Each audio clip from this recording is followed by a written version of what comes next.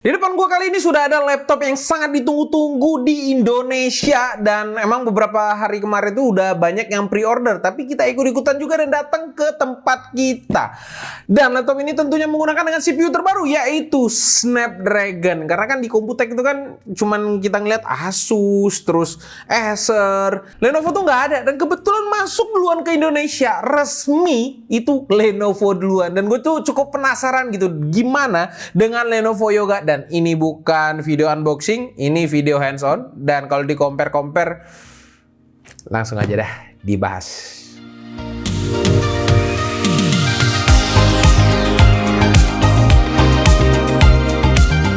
Snapdragon tuh langsung nyasar ke lini-lini laptop yang premium. Nggak ada tuh dari kelas IdeaPad, tapi dia langsung ke Yoga. Begitu juga dengan kompetitor lainnya. Kompetitor lainnya ada VivoBook, tapi VivoBook juga udah naik kelas banget sekarang.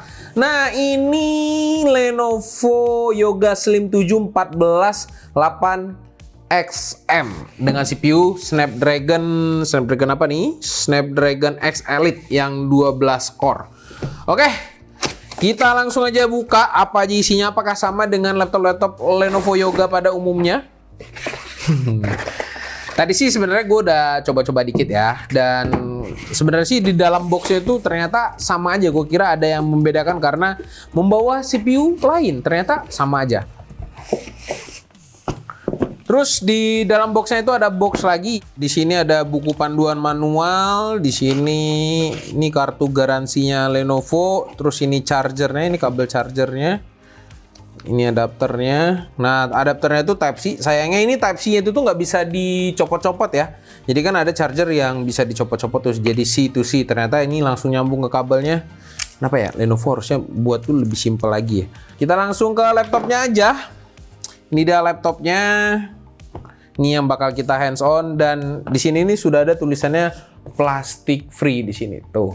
Dan ya menunjukkan di bawah di dalam sini nih udah nggak ada plastik lagi, adanya cover Yoganya. Dan ya seperti biasa lah ya, gue tuh sudah menyiapkan satu komparasinya. Tapi ini bukan dari brand lain karena ini nih video hands on sebenarnya. Jangan ngomong video unboxing lagi, jadi fokus ke unboxing aja bang. Oke. Tapi ini video hands on dan kita tuh mau compare lah ya sama Yoga satunya lagi yang versi AMD. Teng. Nah udah kita buka dua-duanya. Kalau sebelah sini nih ada yang versi AMD. Nih bisa dilihat sendiri kan. Ini ada logo AMD. Dan ini nih Yoga 7 2-in-1 yang versinya AMD. Dan ini Yoga Slim 7. Tapi secara body itu tuh harusnya tuh mirip-mirip aja. Dan secara desain atasnya ini mirip juga. Cuman yang memang membedakan di sini ada beberapa. Pertama ada speakernya. Pasti beda karena dia udah pakai Dolby Vision Atmos. Yang ini nggak ada embel-embel itu. Terus apa lagi yang beda ya? Grill-grillnya mirip-mirip desain ala Lenovo. Dan ini nih bisa 360 ya. Ini bisa dibalik-balik gini. Tuh bener, ntar patah lagi kan. Terus udah touchscreen juga dua-duanya. Kalau ini nggak bisa, ini batas hampir 180 aja.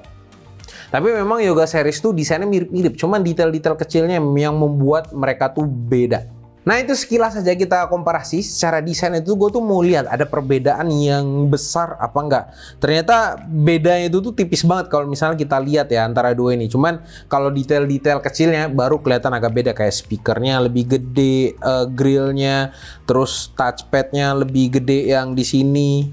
Ya di sini serba lebih gede sih. Cuman kalau dari dimensi sih harusnya beda dikit kalau dimensi. Cuman kalau untuk beratnya sendiri ini 1,5 kilo, 1499. Kalau yang ini harusnya sih lebih ringan ya. Nah, ini 1286. Memang dia tuh datang itu memamerkan efisiensi sebenarnya si Snapdragon ini ya.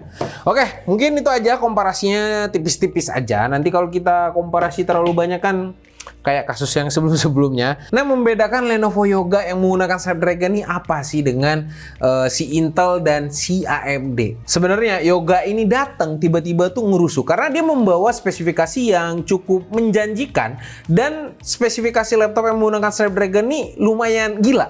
Kayak dari sisi layar itu OLED, terus dari sisi kelasnya juga lihat aja kan, di kelas-kelas Yoga nggak ada tuh di laptop-laptop murah.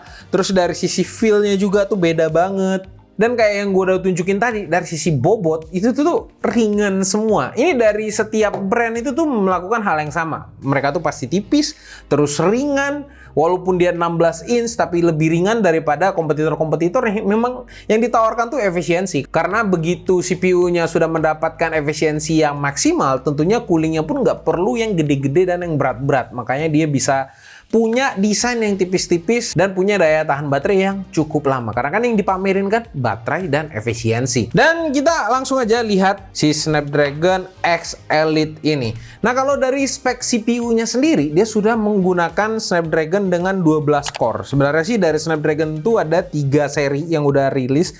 Ada X1E 84, 80, dan 78. Dan yang masuk ke Indonesia itu rata-rata yang 78, yang seri paling bawah. Kalau core-nya sendiri tuh sama-sama 12 semua, 12 core, tapi yang beda tuh maksimum CPU frekuensinya atau boost clock-nya. Boost clock-nya itu kalau yang 78 itu di 3,4, itu yang paling rendah, dan kalau yang 80 itu yang lumayan tinggi di 4 GHz. Kalau yang 84 di 4,2 GHz. Ya, gue berharap sih nanti Lenovo-nya masukin SKU yang paling tingginya. Dan kalau melihat memorinya di sini sudah dikemas dengan memori 32 GB yang super kenceng, 8448 MHz atau 8500 MHz lah, bisa simpelnya kita ngomong. Nah, perlu kalian tahu di desktop PC itu tuh masih rata-rata menggunakan 6400-an atau 6000 kebanyakan yang dijual di pasaran.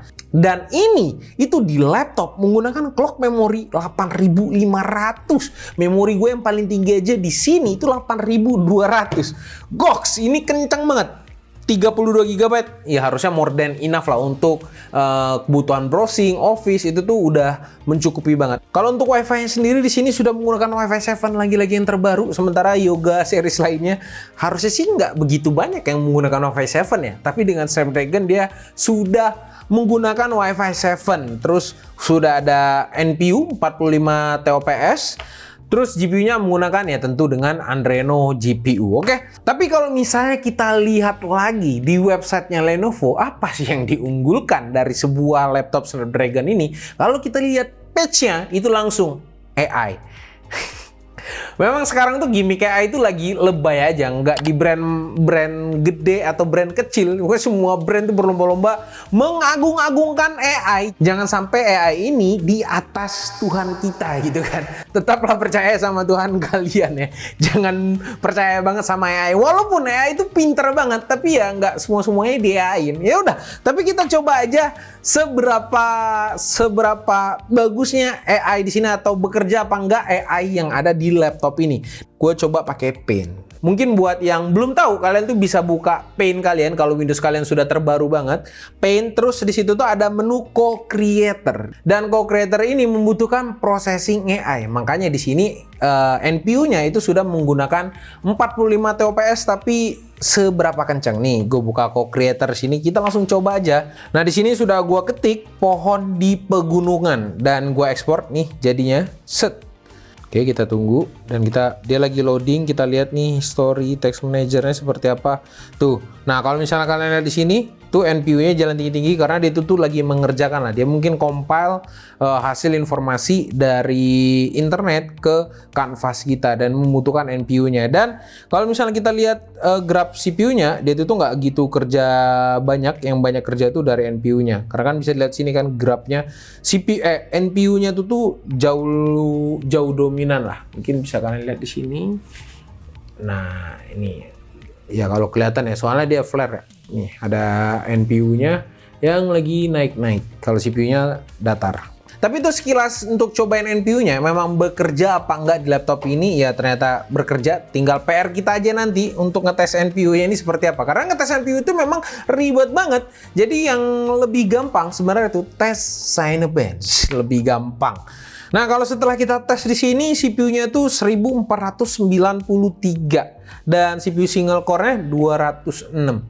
Dibilang kencang sebenarnya untuk laptop tipis ya lumayan kencang, tapi bukan yang tercepat. Mungkin karena ini dengan CPU yang paling rendahnya. Untuk CPU yang paling rendah, kayaknya versi Intel dan AMD masih ada yang lebih kencang. Cuman kalau untuk efisiensi, jelas kita membutuhkan waktu untuk mereview si Lenovo Yoga dengan Snapdragon ini. Ya, namanya juga ini sekedar hands-on-nya aja. Dan kita lihat lagi nih kalau untuk dari port connectivity-nya. Tapi di sini sudah ada dua USB Type-C yang harusnya support DisplayPort juga dan PD juga. Dan di kanan itu tuh ada satu USB Type-C. Dan tombol powernya itu nggak ada di atas, dia adanya di samping. Terus karena ini platform yang beda, ada baiknya kita bongkar dalamannya itu kayak gimana. Dan setelah kita berdiskusi ria ya, dan nggak ada solusi, tetap aja solusinya cari sendiri. Ini dia jawabannya, isi dalamnya tuh seperti apa. Ini mungkin bisa dilihat jelas lah ya, ini ya. Tuh, gua deketin aja. Ini dia SSD pakai 2240 bukan 2280. Kalau 2280 itu kan yang common banget, tapi dia di sini menggunakan 2242 atau 2240 gitu. Gue lupa, nanti koreksi aja nanti di titel yang benar yang mana. Terus untuk dari sisi CPU GPU-nya itu ada di sini karena CPU sama GPU itu pasti jadi satu, dan memorinya juga kebetulan tuh ada di sini. Cuman kita tuh nggak tahu ya mana ya yang di bagian sini apa yang di bagian sini. Kalau dibuka takutnya void warranty deh. Capek-capek kan PO terus di void, dan terus di sini udah ada segel Lenovo juga kan. Kalau ini kebongkar kayaknya di void deh garasinya. Dan baterainya sendiri ini, baterainya tadi itu 70 watt hour ya. Coba kita cross check. Nih ini nih. Baterainya tuh 70 watt hour dengan 8860 mAh. Sebenarnya sih dalamnya simple ya, nggak ada terlalu banyak neko-neko banget. Dan di sini ada dua buah fan yang biasanya itu tuh brand lain tuh ngasih satu fan doang. Di sini pakai dua fan, makanya kita harus uji bener-bener nih gimana coolingnya. Apakah dia menggunakan cold front hyper yang diklaim pakai per chamber gitu, apakah enggak, atau gimana konsistensi dari sisi performanya. Isinya simple, cuman PCB ini doang, tapi harganya itu bukan cuman mengeruk kantong.